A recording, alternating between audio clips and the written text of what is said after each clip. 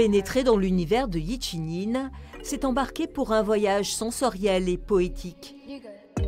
L'artiste saisit l'insaisissable, révèle l'invisible, immortalise l'éphémère. À la manière de Podane qui avait des robes couleur de lune ou couleur soleil, Yi Chih-nin crée des pièces inspirées par ses sensations. Si il y avait une couleur, ce serait la couleur des émotions.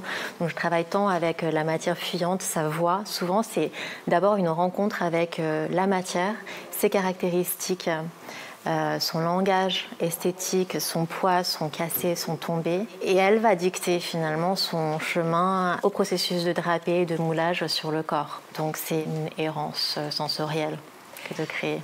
Pas de dessin au départ, c'est très peu anticipé.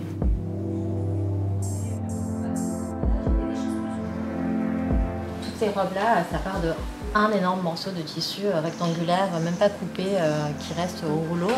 Elle commence à draper, c'est de trouver des rythmes, un système pour créer des ondulations et des mouvements autour du corps. Robe nuage, fumée ou robe écume, ces créations sont guidées par la nature, naissent du hasard, comme cette pièce nommée Zeus, dans laquelle apparaît le visage divin. L'exposition s'intitule D'air et de songe, une référence à l'essai sur l'imaginaire du mouvement de Gaston Bachelard. Au-delà de ce livre qui peut paraître un peu suranné aujourd'hui, qui est un petit peu vieilli, mais il y a cette recherche d'un même thème autour du nuage, autour des nébuleuses, autour de l'aérien. Et il y avait cette même volonté de traverser comme ça quelque chose de bougeant, de muant, et d'arriver à fixer en fait cette nébuleuse-là. Et je trouvais qu'il y avait des corrélations esthétiques, mais aussi philosophiques assez intéressantes entre ces deux univers.